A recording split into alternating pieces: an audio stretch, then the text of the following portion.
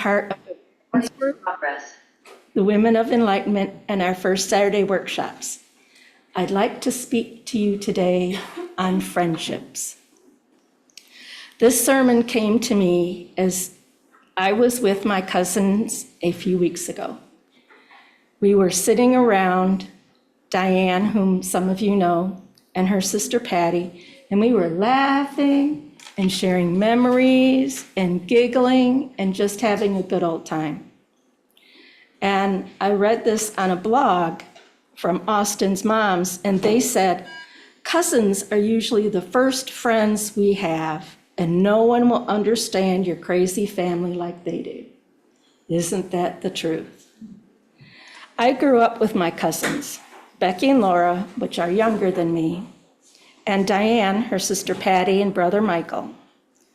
Becky and Laura are from my mother's youngest brother, and Patty, Mike, and Diane are from my mother's only sister. I do have a half-brother, stepbrother, and sister, but I wasn't blessed with growing up with them. The connections within a family unit, siblings, is unique and one I cannot really talk about. I did read an article in the Washington Post, which was beautiful, and if anyone wants to know, I'll give you the link, about the intimacy that is beyond other relationships that forms with siblings, which, is something someday I'd like to experience in maybe the next life. However, friendships with the cousins I can talk about all day. I can speak my own words there. I'll speak of two of my cousins whom I saw this summer, Diane and Becky. Some of you have met them. They've both been here at COE one time or another. I've even had Diane speak, which was really great. I'm going to get her to speak again. My cousin Becky was 4 years younger than me. My mother and I lived with them for a while when we moved to Michigan. She was like my little sister, the pest that follows you around, pokes you, gets into your clothes, does that, and I guess siblings do that too. But Becky moved away when we were just getting interesting. We found that even when I visited her, she moved to Hawaii, which that was a nice little vacation. And let's see, our friendships change and evolve through life and are important at every stage. In childhood, friendships help us learn how to socialize and be open to new experiences. I have learned that early on that there was a hierarchy. With my cousins Patty, Mike, and Diane, Patty was the boss, and we followed around after her. While with Becky, I was the eldest and I was the boss. I was bossy. I know you can't believe that, but it's true. She was such a gentle soul and still is. And my visit with her this summer was something very special. My mother and I moved into a flat near my aunt and uncle, and I went to the same school as Becky for a while. The dynamics changed a little, but she still followed me around and teased me. In these years, the moving years, my cousins were my friends. They were who I went to, who I spent time with, and who I loved.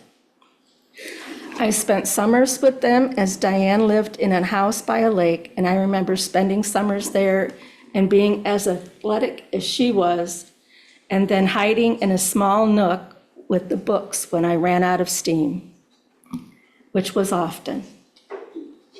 As with families, there were still family responsibilities to deal with.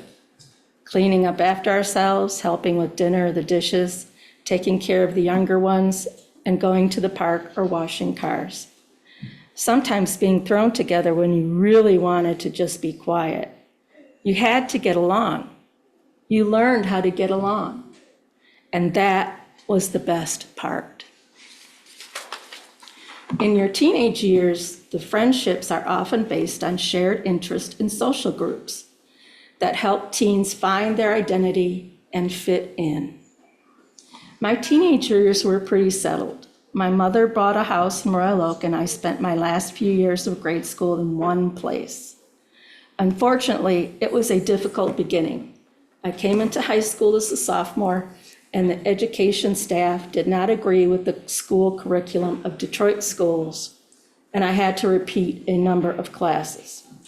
I also came from a school that was 10% white to one that was 100% white. Culture shock.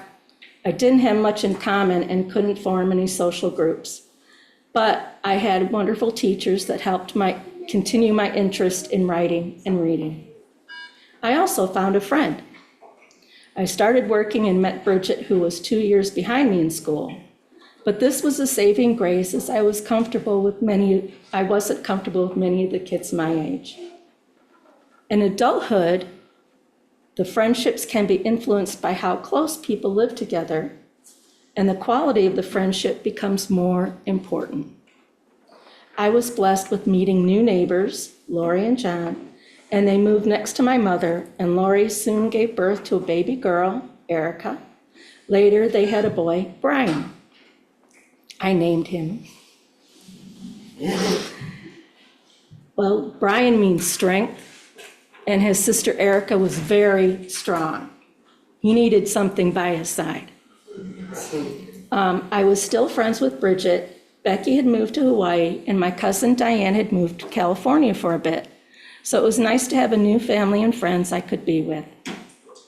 Later in my adulthood, Diane came back, actually moved in with my mother and I for a while. And we began dealing with our childhood issues and created a new, stronger friendship. Of course, now she's in Colorado Springs, but we're still growing our relationship, and I'm blessed with it.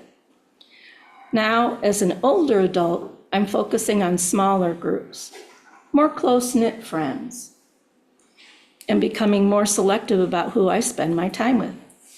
I choose people who are positive, spiritual, giving, loving, and just peaceful. No drama. I have more children around me that show me how to continue to love and give and be open and honest. I also have learned some lessons on friendships.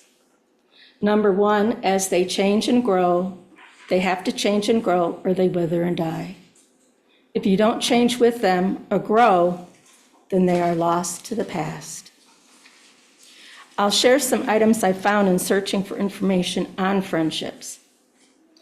There is consistency in regular exposure and shared experiences in maintaining friendships.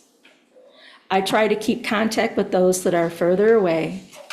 I don't always succeed, but I keep trying.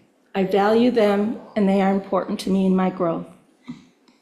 My friends Lori and John moved to Alpena, and Brian is down in Wyandotte with his family, and Erica is up in Alpena near her mom and dad with her family. But I still love my kids. As we get older, our values become more important than similar interests. I've also found out that it's not necessary to have everything the same. Differences can expose me to a wider range of information and ideas that I would not have thought about or learned from very like-minded people. It can take time to develop friendships. It can take even longer to move relationships from casual to meaningful. And it takes time to keep a friend that is important to you. Sharing what's going on in your life with a friend takes trust, safety, honesty, respect, and vulnerability. It's not easy to open to people and ask for help or share important and sometimes painful things in your life. There is always risk. One of the most important things to do to a friendship is to nurture them. the friendships you have had for many years, to the ones that evolve later in life, to new friends you meet, all have different paces and need to be nurtured in turn. I have developed many friendships here at COE, and I am blessed here that I have found a group of people that share similar life experiences of the medium kind that I can learn from, and I've strengthened my relationships with the Spirit and God. I have friendships with my cousins, my first friends, that I am blessed to continue. I have a friend, Bridget, that I have had for 47 years and will continue to nurture this relationship in this life and the next. And maybe we'll be little ghosties coming back and visiting. I have been blessed with a wonderful husband who is a great friend and supporter to me, and have added his friend and wife to our group. I'd like to finish my sermon with a poem, A Friend by Gillian Jones. A person who will listen and not condemn, someone on who you can depend. They will not flee when bad times are here. Instead, they will be there to lend an ear. They will think of ways to make you smile so you can be happy for a while. When times are good and happy thereafter, they will be there to share the laughter. Do not forget your friends at all, for they pick you up when you fall. Do not expect to just take and hold. Give friendship back, it's pure gold. Treasure your gifts of friendship, whether they're your cousins, friends, spouses, neighbors, or God. They are all a gift. Thank you. Thank you.